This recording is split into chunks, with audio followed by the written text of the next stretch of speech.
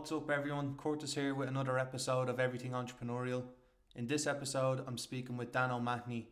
Dan is one of the co-founders of The Silly Heads, a social enterprise focusing on putting a face on mental health. Their goal is to spark a movement of advocacy which will help to create environments of understanding and empathy. They believe having a stigma-free society is key to allowing ambition, productivity, and creativity to flourish. Okay, so let's get straight into the episode. Cool stuff. All right, Dan. So thanks very much for coming on Everything Entrepreneurial. Could you tell us a little bit about yourself and what your business is about, please? Yeah, so I'm Dan. I am 50% of The Silly Heads, co-founder of this. It's a new forward-thinking social enterprise based in Cork. I say new because we're only kind of, I suppose, in operation and trading since December. But we have, the legwork has been, nearly 2.5 years.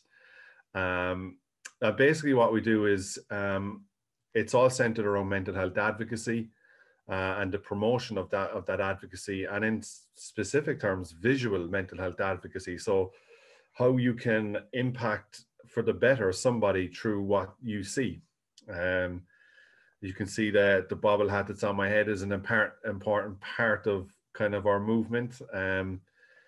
These bobble hats have little messages at the back, and on the inside, the pom-pom is detachable, all conversation starters, just all giving another opportunity to spark conversation around mental health. So yeah, at the moment we obviously trade those, we sell those hats. The name of the game for us is, first of all, impact on mental health, trying to make change within communities and creating that kind of circle of solidarity. We very much see ourselves as a company positioned between people who are suffering or who may know people who are suffering with mental health issues and the primary care services. So, you know, we're not professionals, where all we have really is a personal kind of journey through poor mental health. And that's what the whole idea is centered on, is a personal story. Yeah, no, that's brilliant. And always, when it comes to business, putting the personal things in the front and center is very important, because that's what people resonate with. You know, people don't resonate with businesses, they resonate with the people behind the business, the story. You know, the brand has to stand and mean something to someone, you know, that way. So you said you started trading December. No worries about that. I'd like to know, so you had 2.5 years to kind of build it up to where it is now. Give us a little bit of insight into what that 2.5 year slug was like. Yeah, well, yeah, that's exactly what it was. It was hard work, but it was a passion. It was born out of I was in the mental health system in Ireland, so I would have been regularly, say every 6 months, attending an outpatients department here in Cork, and I was getting a little bit fed up, basically, of just the way I was, I suppose, being treated, the lack of kind of humanity and involved in that sort of process. So 2018, I was walking through the city after one of those appointments, and I said, even for myself, I need to try and do something and engage on the topic of mental health in a different way, just even for my own benefit. So at the time, myself and Mike, who's the other co-founder, we had returned to education in 2015 as mature students. And at this stage, we were in CAT finishing our business degree. And we kind of spoke about this idea of really kind of externalizing experiences, both our experiences, and getting a set of cartoon characters to tell our story. And we started saying, well, how can we do this? So we looked at platforms, and obviously Instagram was the main one that kind of suited us, because we were going to go with sketch. We're going to sketch these characters using little speech bubbles and in actually real life situations. Every sketch, if you're on our Instagram page and you scroll right down to the bottom, the sketches they're not the greatest quality, but it wasn't about that. It was about those situations that you see and they're very quick to engage with. They're all real situations that have been presented to in our lives and that we've gone through. So we started from there, and we kind of ran with it for the first couple of months, doing a sketch a week. Really felt great, externalizing the experiences and seeing how people react to the sketches, and they were like, oh my god, I've actually found myself in that situation, and I really can relate to the anxiety character. And they're all done with little things, like, for example, the anxiety character has his laces are undone, and there's a meaning behind every single feature of those characters. So we were explaining those to people as we were going along. And then we kind of realized that we were in this environment with third level students, one of the most accepting kind of cohort of people for social issues, and really kind of on the front of what's happening in society. So we started pitching an idea for an event in college, and really what we were doing here is trying to have a little bit of impact on college for positive mental health, but also to find out some information. What way did this segment of society want to advocate for their peers? How did they want to do it? Was enough being done? And it transpired that they were, first of all, very open to really pushing and advocating for their peers, and making sure that their friends and family know that they are somebody they can talk to and trust when it comes to opening up about mental health. And then the clothing was a thing that popped up. So wanting to show messages, through the visual way of clothing, and without even saying a word, but there's a connection made between two people that you stand for something. So we got thinking, and we started following that trend of clothing kind of early 2019. It was coming from Australia and Canada and the States, usually all ahead of us. So it's with most things. And this advocacy kind of clothing with purpose trend was starting to really gather momentum there. So we went and applied for an event with a charity called Please Talk, who were at the time a national charity for third level students for mental health. We pitched an idea for a very quirky event. We used flash mob and everything. Actually, we had 130 people with face masks on and a flash mob. So we were ahead of the curve with the face masks. We always say that. And that was an opportunity then to it was our first prototype of the bobble hat in that event. It was part of the whole thing. We distributed it to students just to see what they thought of it, what impact it was having in their classrooms and all that. And again, the feedback there was quite good, and some of it was very constructive. And we still had kind of a year left in college, so we were like, okay, let's make the most of it again. Let's do another event. Let's make another prototype of the hat and see, are we getting closer to what?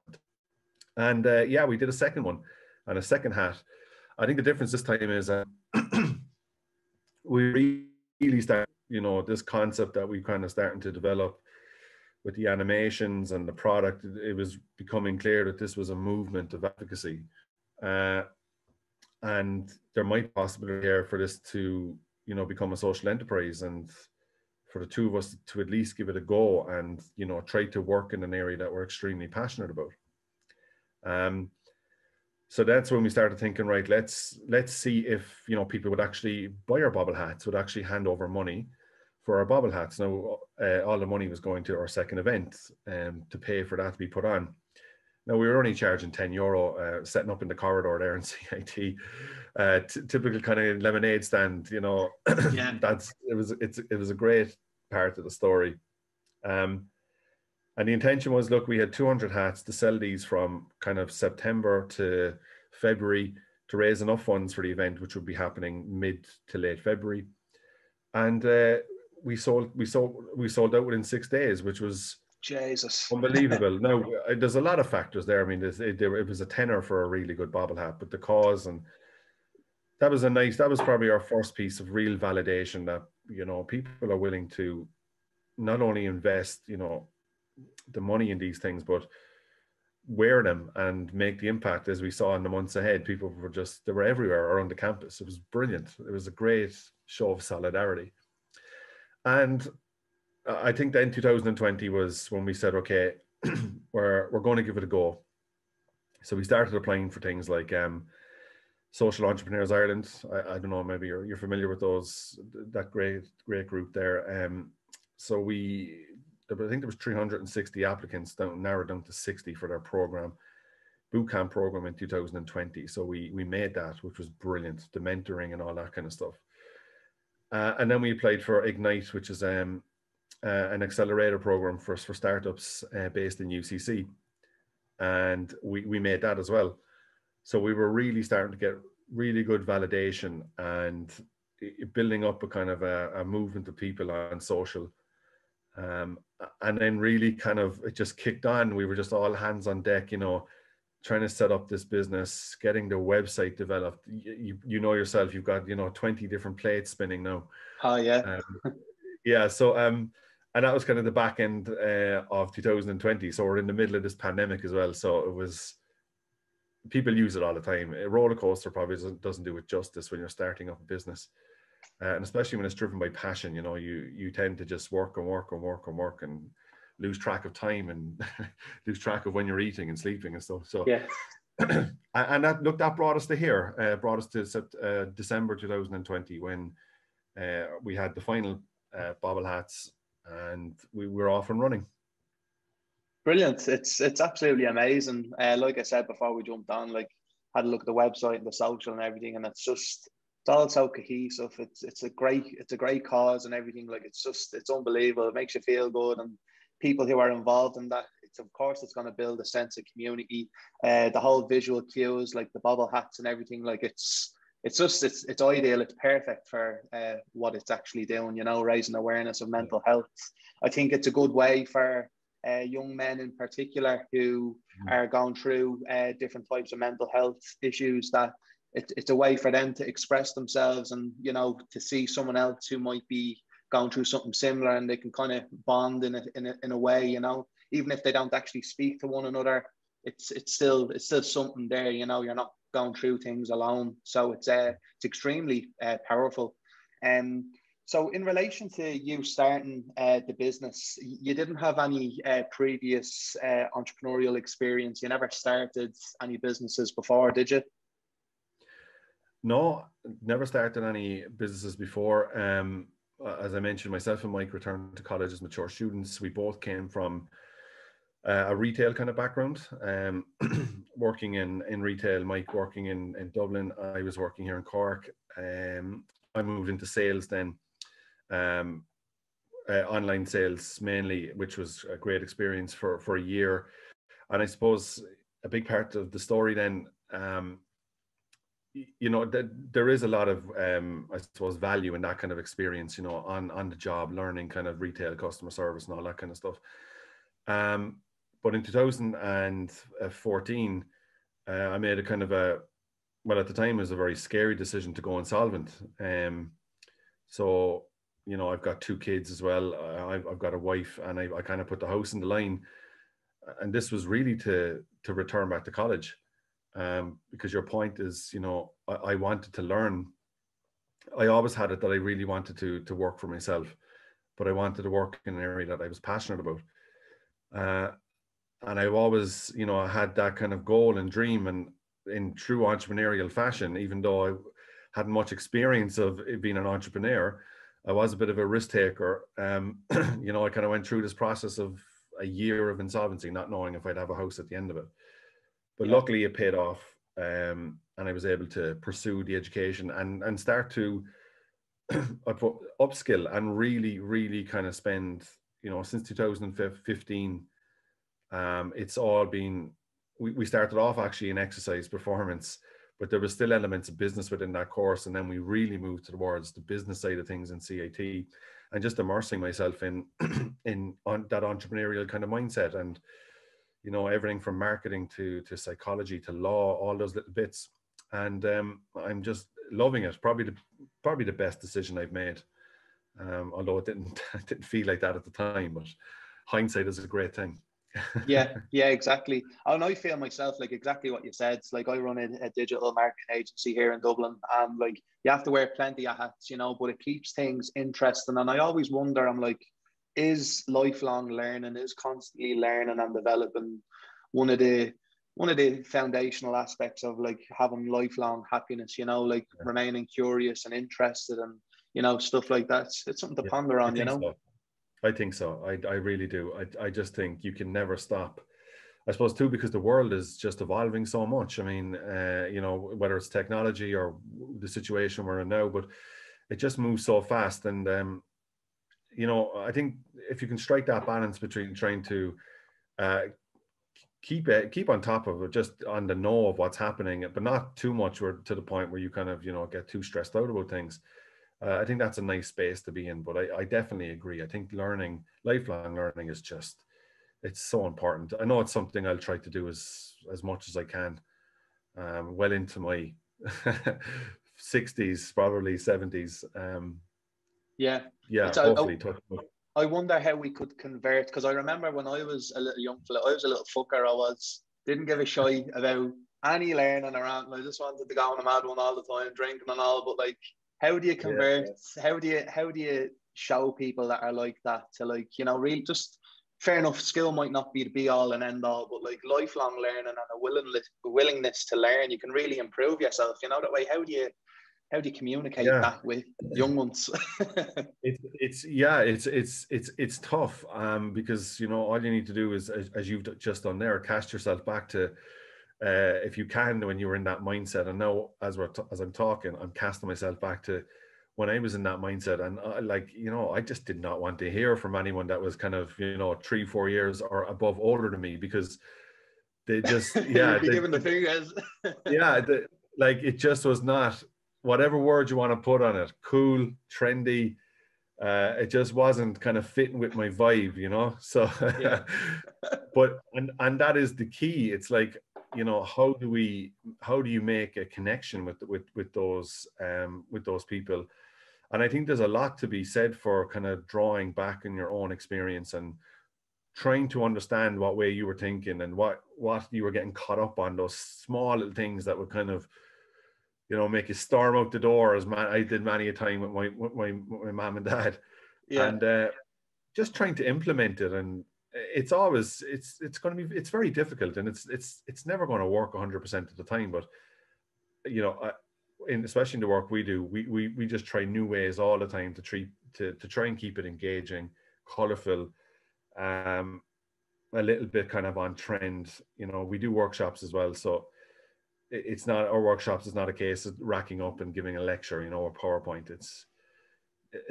Again, that comes from my own experience as a teenager. I just couldn't, the teaching couldn't sit through it. I just wasn't connecting. It wasn't registering. So all those things remind you that, you need to have something a bit different, or you need to try at least something different. I know it's very tough now in this digital world, and we're still learning about that. We're getting great feedback from students, second level, third level. And you go back to the learning, we develop a workshop, and those learnings that come out of those workshops, we implement them and we change again, and we evolve. So it's not just about setting out your stall and saying, well, this is what we've done, and you either like it or you don't. Because I think the participants have a part to play in how we as a company kind of move forward, but what they want to see, what they feel connects with them and their peers, or whatever it might be. So if we have that information, then we can use it, and why not? I mean, it makes sense. That's kind of the way. The whole kind of, what is it, consumer centric approach to business. Like, why try and guess what your customers want when you could just listen to them, listen to their feedback, and rinse and repeat and grow. Exactly. Yeah. There's no. Again, probably a bit of naivety with the whole entrepreneur thing, but there's no rocket science here. Like,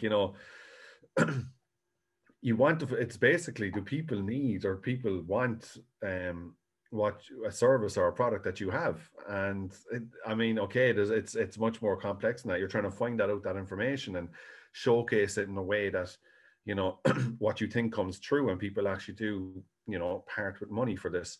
But essentially it comes down to that. You know, Yeah. if somebody wants something and it's there and it meets all their needs, if it's price, it's packaged, if their emotional needs, then most likely they will purchase it. And then you learn and you move on, and you try to, you know, just keep ahead and move with them, I suppose, as the world moves on as well.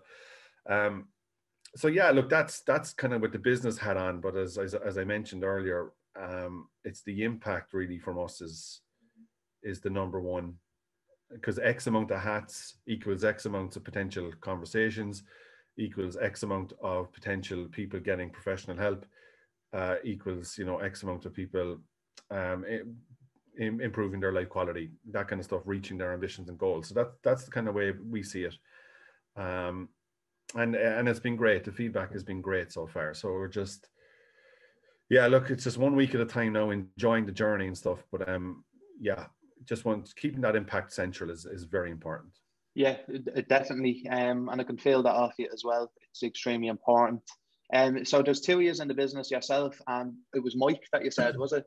Yeah, Michael. Yeah. So do you kind of overlap in any sense? Like, do you share the same skill set, or would you focus, say, more so on the sales and marketing side of things, and he's maybe more operational, or whatever the case may be? Like, how do you split it up? How do you split up the workload? Yeah, me and Mike are complete opposites, and that's why it works. So we knew straight away when we were in college, when you're assigned to kind of do an assignment with somebody. No, I think initially it was the mature student kind of thing, because we were the only ones, but we instantly started to realize that I was extremely good at certain topics, Mike was extremely good at other topics, and then you blend the two, and usually you get, like, our grades are really good, which we're really happy with. So the same in business. There's some strong points that I would be very passionate about with my business hat on. So that would be like the marketing, the social media stuff, PR, customer service, customer relations, all that kind of stuff. And Mike is extremely efficient and good at the IT side, the operational side, accounts, all that boring stuff. I know what you're on about, yeah. So, like, you know, these are all elements of a business that, I mean, we take our hats off literally to, you know, sole traders, people on their own, because we've got two of us here. Now, I know we have a couple of different strands, you know, we have to look after the website and the e-commerce side of things. You know, we're padding out our workshop and delivering that, and social and all that, but still, the amount of work that goes into it is astronomical. So for one person to kind of have all those plates spinning, I mean, it's just incredible. I mean, that real kind of resilience in entrepreneurs is something to really appreciate, you know. And I don't think, a lot of time, I don't think people realize, people on their own, just how much work is involved. Like, you know, like, we've split it down the middle, and we've worked to our strengths and weaknesses. And I know outsourcing is great, and if you can do that and stuff, but yeah, look, it's something that we've observed throughout this journey. Just incredible, just so much admiration for people in starting their own business, especially on their own. Yeah. You know? And how have you found, since starting the business and working towards it, like, how have you managed your own mental health, you know? Because I have days where I'm stressed out in my head, have days like I feel anxious, you know, like maybe a client is moving on, or maybe we don't know if we're going to get a late payment and we have to pay for other stuff. Like, there's so, like you said, there's so many spinning plates, and it can cause a certain sense of stress and anxiety. How do you handle that, yourself? Yeah, it's a great question, and the reason it's a great question is because and look, the whole idea of what we do is about being honest. And since I suppose October, since really the setting up of this business has started and everything that comes with that, my proactiveness with my mental health is it's zero. It's on the ground. And that's very strange for probably people to hear from somebody who's promoting well-being. There's no point to me coming on here saying I'm doing this and this, and I'm preaching this and this, and I do it every day, because I don't. Now, what that made me realize is kind of into the new year, I really needed to start taking care of myself, because I went through a process many years ago through my mental health journey of being really as low as a human being can go, to working through that kind of well-being process, which takes time to build up your kind of toolbox or your toolkit of different things that work for your well-being. And for me, that all was, medication is kind of the foundation, which I'm still on. I'm on a medication. It's in a classification of SSRIs. It's to do with serotonin in the body. So I've been on that for well over 15 years. And that was the first protocol for me. Medication isn't for everyone. That's something that should be kind of worked out with your GP. But what I've noticed for myself is medication isn't the answer. It simply lays the foundation, much like you're building a house. The foundation goes down first, and then you need to build up, and you need to furnish it, and you need to pad it out. So I really took, I acknowledged that this was going to take time. And I really started looking into the obvious things first. I got big into the exercise. Absolutely hated doing it, but afterwards, it was that kind of that high from exercising, that release of endorphins. It was amazing, and I really then started to educate myself on emotional intelligence, becoming comfortable with trying to tap into what I was feeling on a particular day. Really becoming comfortable building up my self-esteem, like allowing myself to cry as a man. As a father with a beard, like things that were kind of hard for me early on, I suppose, in my teens, early 20s. We move into kind of, sleep was a thing, that another part of it, sleep hygiene. Noticing that, my screen was right in my face until I put my head in the pillow. Building a routine around sleep, starting to build a network of people, trusted friends, who I could just share experiences with, looking into gratitude, mindfulness, all these things. This is over years. Yeah. And it was amazing. There was a lovely sweet spot kind of in around 2015, 16 actually. And everything just seemed very content. I'm hesitant to say happy. I think it's very hard to be happy all the time. But it was so content. It was like, I'm very, very okay with where I am right now, and I'm able to handle stuff. So where I am now is I've got all that knowledge, and I know exactly what works for me. And it might not work for other people.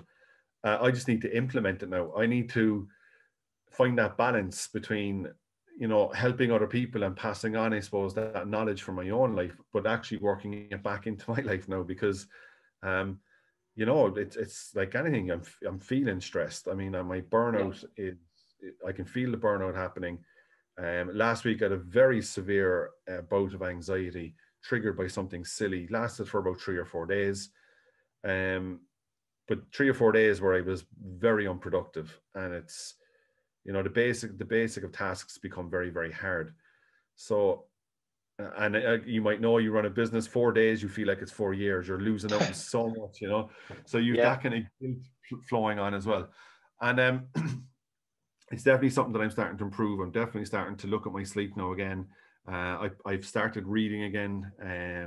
I keep a little toolbox by the side of my bed. It's full of, I'm big into sensory stuff. So something I can smell, something I can touch or feel, something I can see. I keep little notes to myself in there, little strategies I've learned from counselors and psychologists. And I keep it by the bed because that's historically where most of my kind of panic attacks would happen, or anxiety attacks. So it's easy to reach. So there's a strategy in that as well. So and now it's just slowly working into that, slowly getting back into reading, giving time for myself. And a bit like years ago when I was finding out about how this would benefit me mentally, I know as an entrepreneur and as a business owner, that balance is going to be crucial for me going forward, productivity and energy and that kind of stuff. So, whereas before I was keep going. That's where it's at. It's a very honest state. I know it's, people might be saying, oh, mental health, you should be really kind of on top of things, but that's just the reality of it. You're only human. Yeah, you're Yeah. only human, you know, that way. And I love what you said there a couple of minutes ago. Like, you really do need to look after yourself, Dan, because you're making big strides for like mental health advocacy in Ireland, and like you're raising awareness and everything. And it's important to put yourself first, not in a selfish way, but to be like, keep on top of what you're doing, make sure you're okay, because ultimately what you're doing is helping other people as well. So yeah, definitely keep looking after yourself. So in relation to the silly heads, what is the next 6 to 12 months? I know COVID is still going on and everything, but like, say everything opens back up, what do you see yourself doing? Is it more workshops? Is it different product lines? Tell us a little bit about what you see yourself doing in the future. Yeah, and I think just the overriding factor there that you mentioned, Curtis, obviously that hopefully things will open back up and hopefully we will get back into some normality, just as a general kind of wish for all of us. But as far as the silly heads is concerned, you know, so from a product point of view, which is a very important part of our movement, in the next, I would say 4 weeks, maybe a bit sooner, where we'll have face masks. And our whole model isn't to release a range of products one after the other, you know, as quickly as possible. There has to be a little kind of a meaning on it. Our slogan is putting a face on mental health. So we have that in the inside of the hat. So when someone puts it on, they just a little reminder that, you know, you're part of a community. And the same is going to be with the face masks. It's going to, as you're putting on your mask, it should meet your eye line, giving you a little reminder that, and again, it's relation to putting the face, that kind of stuff. Obviously, it's very functional at the moment, but it's a little reminder, you know, for yourself that you are part of a community. Further on in the year, we are looking at, I suppose it'll be our second kind of major piece of product. I suppose everything we do, we want to base it around comfort and feeling secure and feeling, you know, you're part of a wider network. Now that can be a challenge with products, but I suppose the next product is, it's looking along the lines of a hoodie, but not any kind of average hoodie. There's a lot of elements that we're trying to put into this, so we can give that experience of, you know, it's almost like that virtual hug, without us being there, you know, again, looking at how people use hoodies, where, you know, how they put them on, where does it cross their eye line, because that's what we're about, trying to connect that message every time. And again, that's something that we're working on in the background, and we're really we're not taking our time, but we're just very meticulous about it. You know, high quality and kind of value is a big thing for us. And you mentioned workshops, so absolutely getting back out into the third level colleges, the schools, because we bring these guys with us. They're all cardboard cutouts, and they're animated now, so they're part of the workshop. So it's a real experience.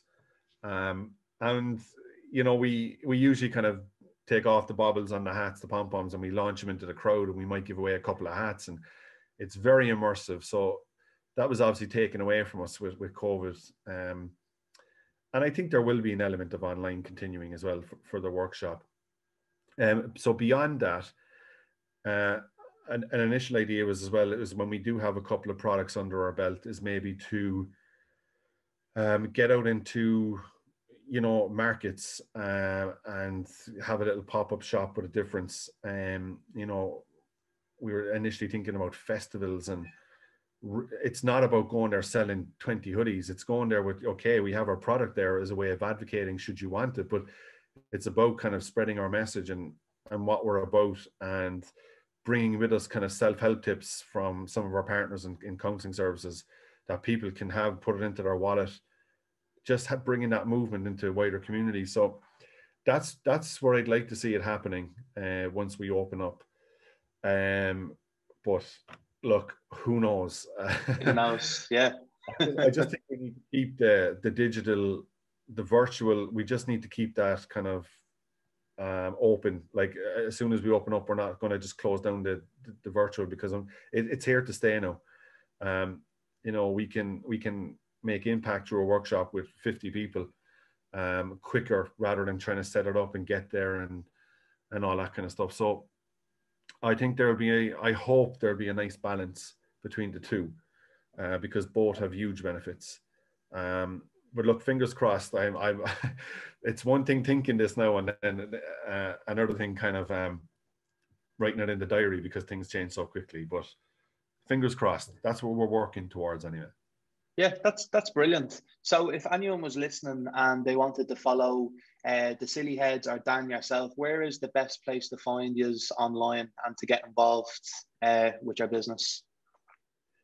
Yeah, sillyheads.com, the website. So DA Silly Heads, that's a throwback to how we say the word "de" in Cork. it's all "de" by. So yeah, sillyheads.com. The Silly Heads on Instagram is our kind of main platform that we engage with. The Silly Heads on Facebook. We are on Twitter and LinkedIn as well.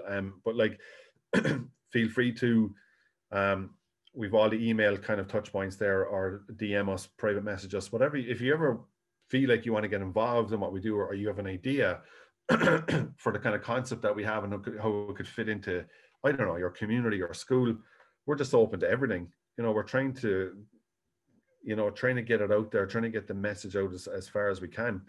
So it's never going to be a case of you DM us and it's like too busy, or you just get a thumbs up. Like, we really want to connect with people, and it's good for us as well. We just love making more people part of the circle. So reach out. More than happy then to engage. Absolutely. Brilliant. Well, Dan, once again, thanks very much for your time. I really appreciate it. I loved listening to your story. I love the business that you're doing. I think everything looks great. Like, just as a comment on myself, all the touch points online and everything looks brilliant. So you're doing a great job. You're raising a lot of awareness. Thanks so much. You should be really proud of yourselves. The two of you are making a big difference. And I can't wait to see your journey unfold as the 4 years go along. All right. Thanks so much. And just before I go, Curtis, I will say, we always say it anyway, look, because of the kind of topic that we talk about, mental health and some of the things that we mention, if anyone does need direction to professional supports, again, on our website, thesillyheads.com, on the home page, at the very bottom, there's a whole list of professional supports in different areas, for different needs and different people. So very good. If someone does need to check that out, it's all there. Brilliant stuff. Well, once again, thanks very much, Ari. Thanks so much, Curtis. And thanks for having me on. Really appreciate it.